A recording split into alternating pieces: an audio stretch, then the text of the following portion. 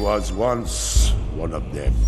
I used to think that Skyrim was just an epic, fictional role-playing video game fantasy land that I've spent hundreds of hours visiting. But after investing another dozen hours in the excellent first expansion pack Dawnguard, and now soaking up the even more impressive add-on Dragonborn, I'm beginning to think that I had it all wrong. I'm pretty sure I actually live in Skyrim, and I just visit the real world from time to time. Dragonborn follows a classic story archetype. It's you versus, essentially, the mirror image evil version of yourself. I'll bet your nemesis is even sporting a goatee behind that mask. But with a whole new giant landmass to explore, the ability to ride dragons, yes, and a compelling primary and secondary list of side quests, Dragonborn is sure to keep you away from the real world for a while longer.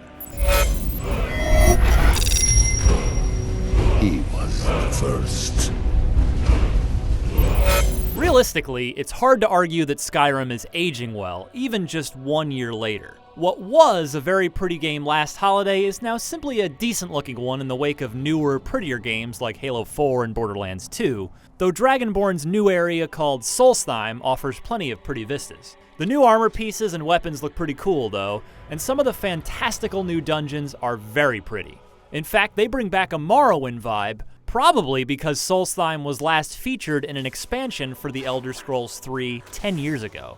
Everything else is exactly how you remember it. An unfortunate side effect if you have all the expansions, though, is that you must now suffer a lengthy loading time just at the main menu screen alone while the game loads in your add-on content.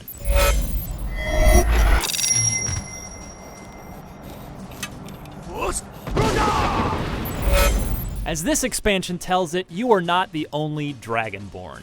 The OG Dragonborn, it seems, has been awakened, and naturally, he's pissed off. To match wits against him, you'll need to head to his home turf of Solstheim and recover a bunch of evil Necronomicon-style books and destroy a handful of shrines scattered around the land.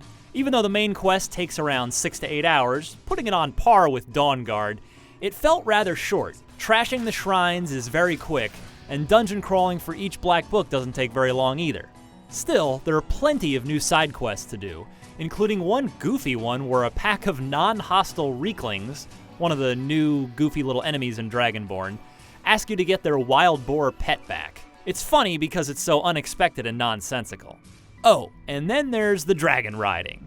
Yes, you learn a new shout that lets you command the great winged beasts, but it's not as awesome as what you're probably picturing. You can't fly around Skyrim at will, breathing fire upon those who would so much as look at you funny. But it's also not quite as dull as the taxi riding in Grand Theft Auto 4 either. It's actually somewhere in between. You can lock onto targets, land, and attack enemies, but you only ever issue the commands.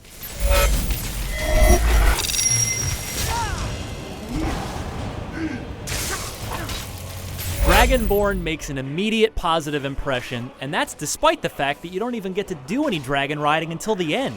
Solstheim is an awesome new place to explore, and even though dragon riding isn't as cool as I picture it in my head, it's still a neat addition to the game.